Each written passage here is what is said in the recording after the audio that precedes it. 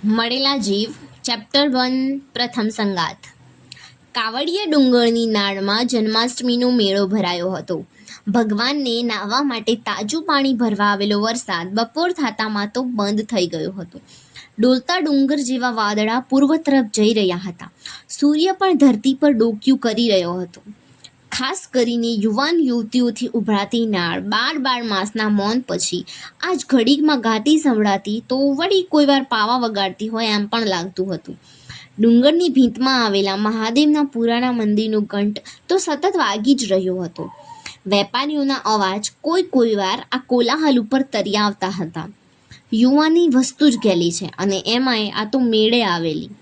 કાંઠા બહાર નીકળી ચૂકેલા નદીના પૂર પેઠે એ યુવાની આજ રમણે ચડી હતી. કોઈ બંગડીઓ ખરીદતા હતા તો કોઈ વળી કાપડાની મોતી ભરી કસો લેતા હતા. યુવાનો પણ ગોટાવાળી કસો ખરીદી પાવાની જોડને શણગારતા હતા. કોઈ નાળિયેર લેતું હતું તો કોઈ વળી કોપરાની કાચલીએ જ મન મનાવતું હતું. અને આ કામથી પરવારી ચૂકેલા માનવી સામસામે આવેલા કાવડિયા ડુંગરો પર પાંડવોની ચોરીના ને કરશેરી માતાના દર્શન કરવા તરફ વળવા માંડ્યા હતા. બેવ ડુંગરો વચ્ચે માનવીઓનો ઝૂલતો પુલ જ જાણે બંધાઈ ગયો હતો. મહાદેવની બરાબર સામે બીજા ડુંગરની ભીંતમાં આવેલ ચગડોળ આગળ જેમ જેમ દિવસ ઢળતો હતો તેમ તેમ છેલ્લી મજા માણી લેવાના ઈરાદાથી યુવક યુવતીઓની ભીડ વધતી જતી હતી. આથમણા નાકા તરફથી આવતા ગીતે અને ઘેરા પાવાએ કેટલાક લોકોનું ધ્યાન ખેંચ્યું. ઘણા લોકો બોલી ઉઠ્યા, ઓહો, જાણે ધરતી તૂટી જાય એમ આવે છે. તો કોઈ હસ્યા પણ ખરા. મેળો ઉલાવા થયો ને અમથા શું કામ હેડી મર્યા હશે? એક જણે જવાબ આપ્યો, કોક છેટે ના લાગે છે. તો બીજો બોલ્યો, પણ આ આવ્યા એવા પાછા ફરશે, ત્યારે એમના આવામાં શું વૈભોગ પડ્યા. પરંતુ પેલી 4 યુવતીઓ અને 5 યુવાનોવાળી ટોળીનો રોફ કોઈ જુદો જ હતો. ઘડીકમાં તો ખરીદીએ કરી લીધી અને બેવ ડુંગરીએ આંટા મારવા મૂકી. આવે ઊભી ચગડોળ આગળ. અંદર ચગડોળમાં બેસવાની સંતલસ કરી લીધી. 4 જણને ચગડોળમાં બેસતા ફેર જડે એમ હતું. બાકીના 5 જણે 3 યુવાન અને 2 યુવતીઓએ ચગડોળમાં સ્થાન લેવા કમર કસી. ટોળીમાં સહેજ અગ્રસ્થાન ભોગવતા જુવાને 10 વજનની મીણિયા છત્રી એક છોકરીને આપતા કહ્યું, લે કાળી, આ છત્રી સાચવજે. અને બોલ્યો, ચગડોળ ઊભો રહે કે તરત જ પાલખીમાં કૂદી પડજો, નહીં તો રહેશો લટકતા. અને પોતા તરફ તાકી રહેલી પેલી 2 યુવતીઓને કહ્યું, તમે જાણતા હશો કે કાનાભાઈ આવશે અને અમને બેસીશું, પણ એમાંનું આજ કશું નહીં બને. કહી જોડીના જુવાનને ઉદ્દેશીને કહ્યું, કેમ હીરા? હા વળી, બેસાડવા રહીએ તો ભીડમાં દના થમતા એ વારો આવે કે? એટલા માટે તો હું ના કહેતો હતો કે છોરી, એક તો મોડું થયું છે ને અમારા વાત જવા દે. પણ તોય ન માન્યા તો ચાખો મેળાની મજા. કઈ કાનજી હસવા લાગ્યો. કાનજીની ઉંમર 25ની હશે. 5 હાથનો તળો જુવાન કહી શકાય એવું એનું કાઠું પણ હતું. એની પહોળી આંખોમાં જેટલી હાસ્યની છાંટ હતી એટલી લાપરવાહી પણ દેખાઈ આવતી હતી. પગમાં 250 વજનના નાળ જડેલા ફૂદડીઓવાળા જોડા હતા.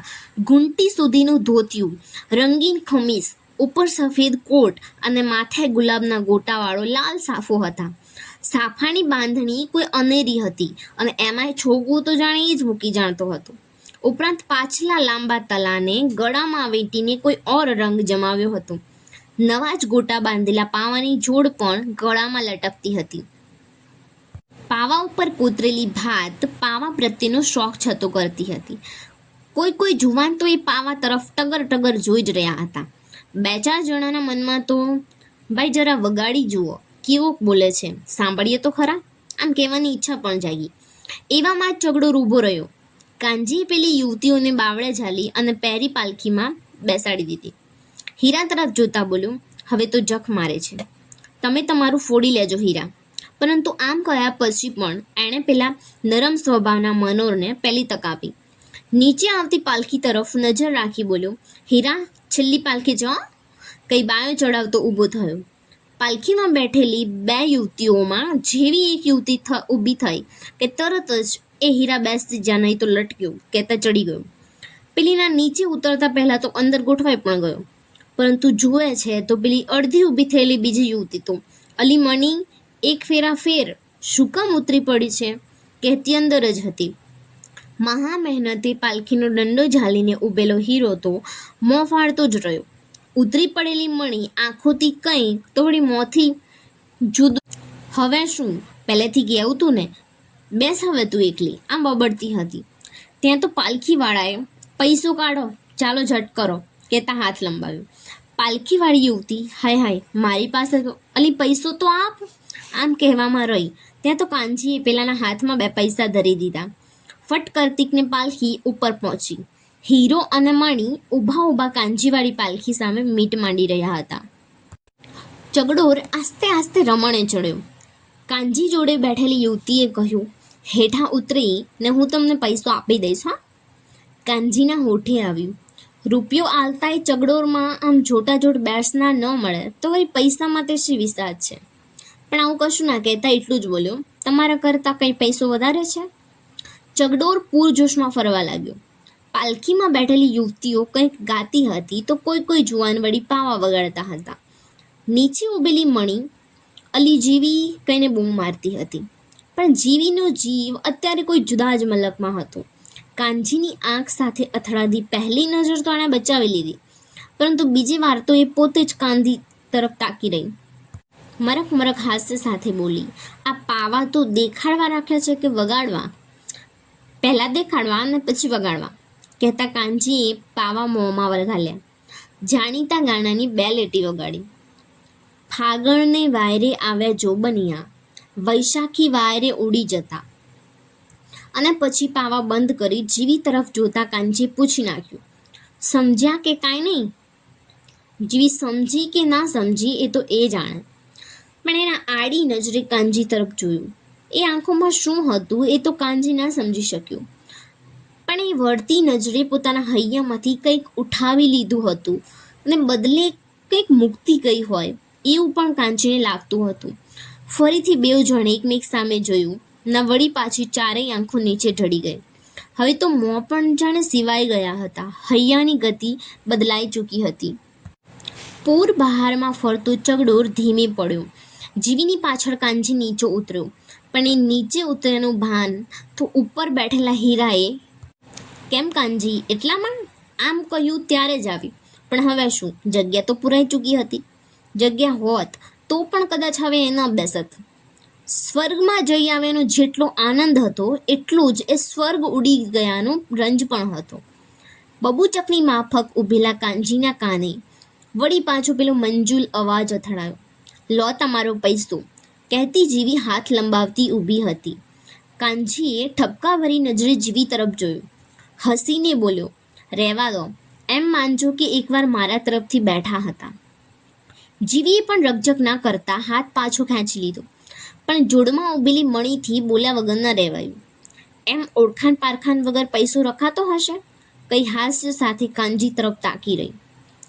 ઓળખાણ ન હોત તો એમનો પૈસો હલવા મારો હાથ જ કેમ લાંબો થાત? કહી હસી રહેલા કાનજીએ જીવી સામે એક પલકારો મારી લીધો. એના સૌભાગ્ય વિહોણા હાથ તરફ તાકી રહ્યો. લે હેન્ડ લી, નહીં લે તો ચાલ્યું કહી મણીએ જીવીને આગળ કરી જતા જતા ઉમેર્યું, એટલાનું ટોપરું લઈને ખાજે ને કે. લે છાની રે હેડ કહેતા જીવીએ પાછળ નજર કરી વળી પાછું કાનજી તરફ જોઈ લીધું. અદૃશ્ય થતાં સુધી જીવીની પીઠ તરફ કાનજી તાકી જ રહ્યો. પાસે ઊભેલી કાળી તથા બીજી યુવતી ઘડીકમાં એકમેક સામે તો ઘડીકમાં કાનજી સામે જોઈ મલકાઈ રહી. જાણે કહેતી ના હોય, આના માટે શી મોર ટાંક્યા છે તે કાનજીભાઈ ટગર ટગર ટાંકી રહ્યા હશે. પણ ખરું પૂછો તો જીવીનું રૂપ મોર ટાંક્યા જેવું જ હતું. ઉંમર 20ની આસપાસ હતી. નમૂનેદાર સાગના સોટા જેવી એની દેહલતા હતી. ઘાટીલા અંગોમાં તંદુરસ્તીની સુરખી તપુ તપુ કરી રહી હતી. લંબગોળ મોંને શોભા આપતી અણિયારી આંખોમાં કૌમારની લજ્જા તથા યુવાનીની મસ્તી વચ્ચે જાણે દ્વંદ્વ યુદ્ધ ચાલતા હતા. અને એમાં એક કાજળના અંજન તો કોઈ જાદુના જ કામ કરી રહ્યા હતા. આ બધું જાણે ઓછું હોય એમ દરિયાઈ છીંટનો ઘાઘરો અને ગૌન પહેર્યા હતા.